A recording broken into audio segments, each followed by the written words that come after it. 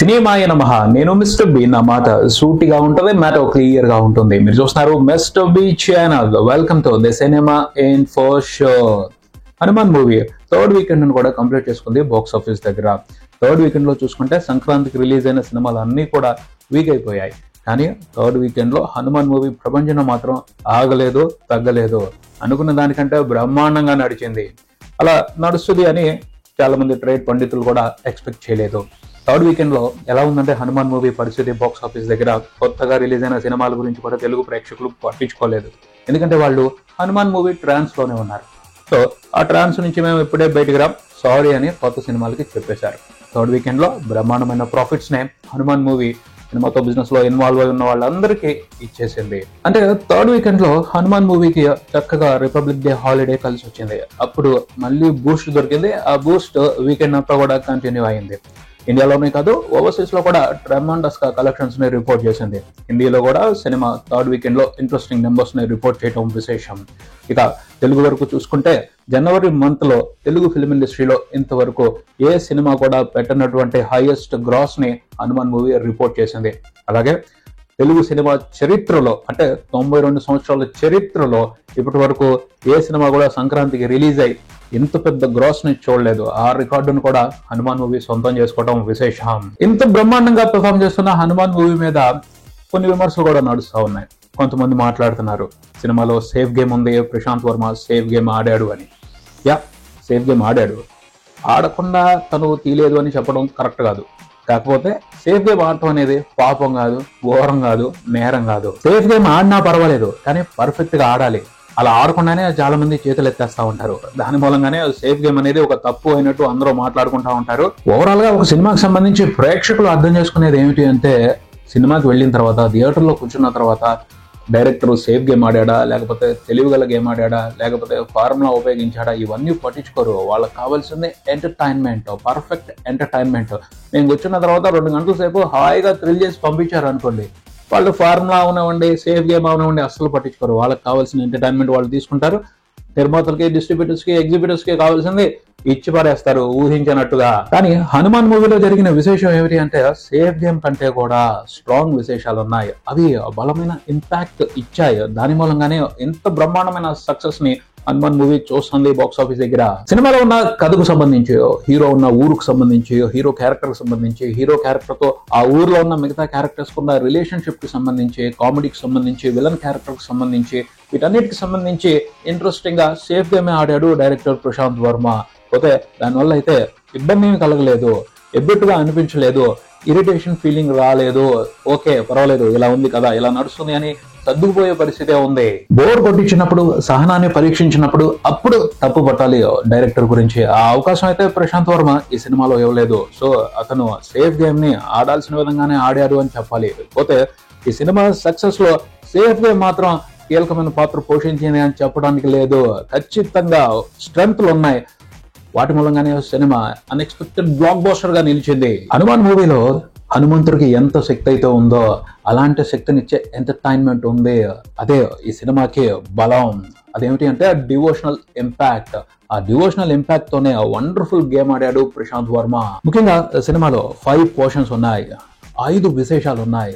అవి ఇచ్చిన ఇంపాక్ట్ మూలంగానే ఆడియన్స్ అందరూ కూడా హనుమాన్ మూవీ చూసిన తర్వాత ఒక ట్రాన్స్ లోకి వెళ్ళిపోతున్నారు. అంత పవర్ఫుల్ వైబ్రేషనల్ ఇంపాక్ట్ అనమాట అది. నిజంగా ఆ సీన్స్ ని చూస్తున్నప్పుడు ఒంట్లో తరంగాలు మాదిరి ప్రకంపనలు వస్తానే ఉన్నాయి. వాటి మూలంగానే ఆడియన్స్ అందరూ కూడా ఒక ట్రాన్స్ లోకి వెళ్ళిపోతున్నారు. హనుమాన్ అంటే ఆల్రెడీ అందరికి భక్తి భావం ఉంది. దానికి తగ్గట్టు మంచి హీరోయిక్ ఎలివేషన్స్ పెట్టాడు ప్రశాంత్ వర్మ. అవి సూపర్ గా ప్లస్ అయ్యాయి సినిమాకి. ఫస్ట్ ప్లస్ మాత్రం ఆ విగ్రహం. ఎంత బాగా డిజైన్ చేశాడు ఆ విగ్రహాన్ని విఎఫ్ఎక్స్ తో ప్రశాంత్ వర్మ. అంజనాద్రి అనే ఊరికి ఒక సరిహద్దు లాగా ఉంటది. సరిహద్దు మాత్రమే కాదు, ఆ ఊరు మొత్తాన్ని ప్రొటెక్ట్ చేస్తున్న హద్దులాగా ఉంటది ఆ విగ్రహం ప్రెజెన్స్ తోనే, ఆ విగ్రహం అపిరెన్స్ తోనే, ఆ విగ్రహాన్ని చూపించాల్సిన విధంగా చూపిస్తూ సూపర్ డివోషనల్ ఇంపాక్ట్ ఇచ్చాడు ప్రశాంత్ వర్మ.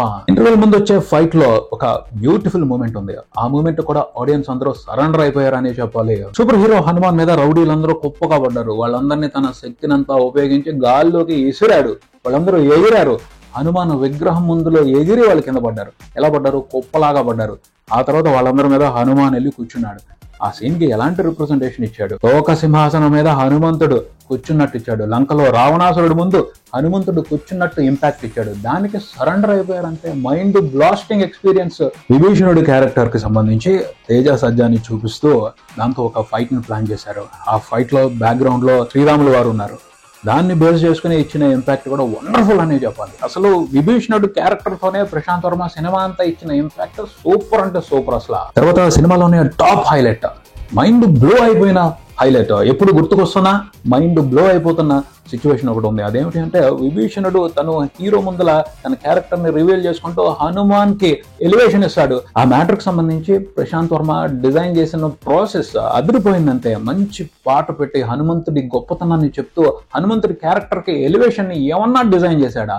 ఆ ఒక్క పోర్షన్ తో సరెండర్ అయిపోయారు. అసలు సినిమాలో ఎన్ని మిస్టేక్లు ఉన్నా మాకు అవసరం లేదు, ఈ పోర్షన్ ఒకటి చాలు అని ఆడియన్స్ అందరూ కూడా ఫుల్ గా కనెక్ట్ అయిపోయి సూపర్ గా సినిమాకి జయజయలు పలిగేశారు. కిరవాణి గారి ఫాదర్ శివశక్తి దత్త గారు ఆ లిరిక్స్ రాసినట్టున్నారు. ఎంత బాగా రాయించుకున్నాడో ప్రశాంత్. ఆ లిరిక్స్, ఆ మ్యూజిక్, దాంతో హనుమాన్ క్యారెక్టర్ కి ఇస్తున్న ఎలివేషన్ అబ్బా అద్భుతం అంటే అద్భుతం. అంతే ఆ ఒక్క ఆలోచనకి, ఆ ఒక్క సీన్ కి, ఆ ఒక్క సీన్ ని అంత అద్భుతంగా తీసినందుకు మరో 100 కోట్లు ప్రశాంత్ వర్మకి ఇచ్చేసిన తప్పే లేదు. ఇక క్లైమాక్స్ గురించి చెప్పేదే ఉంది.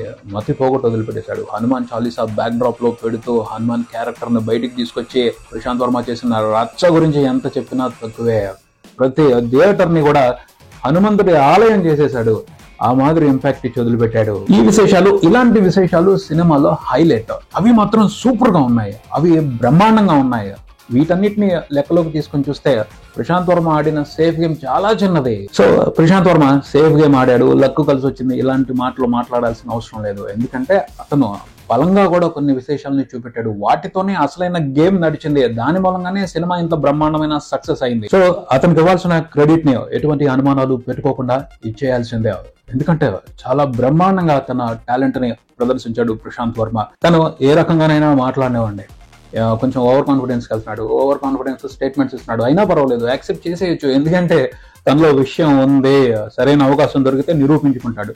సో అలాంటి వాళ్ళు చెప్పే మాటల్ని యాక్సెప్ట్ చేయాల్సిందే. నెక్స్ట్ అద్భుతం చేసేంత వరకు వెయిట్ చేసి చూడాల్సిందే. ఇంకా హనుమాన్ మూవీ కలెక్షన్స్ విషయానికి వస్తే సినిమా 17వ రోజున కూడా బ్రహ్మాండాన్ని బదలు కొట్టేసింది. 17వ రోజున 2 తెలుగు రాష్ట్రాల వరకు చూసుకుంటే సినిమా నియర్లీ 4 కోట్ల షేర్ చూసింది. అందుట్లో నియర్లీ 2 కోట్లకు పైన షేర్ ఆంధ్రప్రదేశ్ నుంచి ఉంది, 1.5 కోటికి పైన షేర్ తెలంగాణ నుంచి ఉంది. టోటల్ 17 రోజుల కలెక్షన్ల షేర్ 2 తెలుగు రాష్ట్రాల వరకు చూసుకుంటే 80 కోట్లకు పైన ఉంది. అందులో తెలంగాణ నుంచి సినిమాకి 36 కోట్లకు పైన షేర్ ఉండటం విశేషం. గ్రాస్ తెలంగాణ నుండి నియర్లీ 60 కోట్లు ఉంది. ఆంధ్రప్రదేశ్ నుంచి గ్రాస్ నియర్లీ 73 కోట్లు ఉంది. టోటల్ గా 2 తెలుగు రాష్ట్రాల నుంచి సినిమా రిపోర్ట్ చేసిన గ్రాస్ చూసుకుంటే నియర్లీ 130 కోట్లు ఉంది. ఓవర్సీస్ లో చూసుకుంటే సినిమా అందరూ ఎక్స్పెక్ట్ చేసినట్టుగానే $5 మిలియన్ కలెక్షన్స్ ని క్రాస్ చేసింది. అక్కడ సినిమా షేరే దాదాపు 28 కోట్ల వరకు ఉంది. గ్రాస్ 50 కోట్లు దాటింది. నార్త్ అమెరికా వరకే ఒక చిన్న సినిమా 50 కోట్ల గ్రాస్ చూడటం అనేది చాలా చాలా చాలా పెద్ద విశేషం. హిందీలో చూసుకుంటే 17 రోజుల తర్వాత దాదాపు 46 కోట్ల వరకు నెట్ చూసింది. గ్రాస్ 58 కోట్ల వరకు ఉంది. తమిళ్, మలయాళం, కర్ణాటక ఈ స్టేట్స్ లో సినిమా చూసుకుంటే 17 రోజుల్లో రిపోర్ట్ చేసిన గ్రాస్ 26 కోట్ల వరకు ఉంది. టోటల్ ఇండియా వరకే సినిమా 17 రోజుల్లో రిపోర్ట్ చేసిన గ్రాస్ 210 కోట్లకు పైనే ఉంది. ప్రపంచవ్యాప్తంగా 17 రోజుల్లో సినిమా అన్ని వెర్షన్స్ లో కలిపి టోటల్ గా రిపోర్ట్ చేసిన షేర్ చూసుకుంటే 140 కోట్ల వరకు ఉంది. సినిమాతో బిజినెస్ లో ఇన్వాల్వ్ ఉన్న వాళ్ళు ఇప్పటి వరకు చూసుకుంటే 110 కోట్లకు పైన ప్రాఫిట్స్ చూశారు. ఈ 17 రోజుల రన్ లో హనుమాన్ మూవీ చాలా రికార్డులు బ్రేక్ చేసింది. అయిపోలేదు, ఇంకా నిదానించలేదు, ఇంకా కొన్ని రికార్డులు బద్దలు కొడతానన్న ఊపుతోనే కనిపిస్తుంది. బాక్స్ ఆఫీస్ రన్ లో ప్రతిరోజు 1 కోటికి పైన షేర్ కనిపించడం అనేది కూడా ఒక రికార్డ్. ఇప్పుడు చూసుకుంటే 17 రోజుల పాటు హనుమాన్ మూవీ 2 తెలుగు రాష్ట్రాల వరకు అలాగే వరల్డ్ వైడ్ కూడాను 1 కోటికి తగ్గకుండానే షేర్ రిపోర్ట్ చేస్తా వచ్చింది. ఇలా ప్రతిరోజు 1 కోటి రూపాయలు షేర్ తెచ్చుకునే మ్యాటర్ ఎన్ని రోజులు ఉంటది అనేది కూడా ఒక రికార్డ్. ఎన్ని రోజుల తర్వాత హనుమాన్ మూవీకి 1 కోటి కంటే తక్కువ షేర్ వస్తుంది అనే దాన్ని బట్టి కొత్త రికార్డు నమోదవుద్ది. ఈ మ్యాటర్ కి సంబంధించి కూడా చాలా పెద్ద సినిమాల రికార్డులు బద్దలైపోయే అవకాశమే కనపడుతుంది. 17 రోజుల వరకు అయితే డ్రీమ్ రన్ నడిచింది హనుమాన్ మూవీకి థియేటర్స్ లో. ఇంకా ఎన్ని రోజుల పాటు ఈ డ్రీమ్ రన్ కంటిన్యూ అవుద్ది అందరూ ఆసక్తిగా ఎదురు చూస్తున్న మ్యాటర్.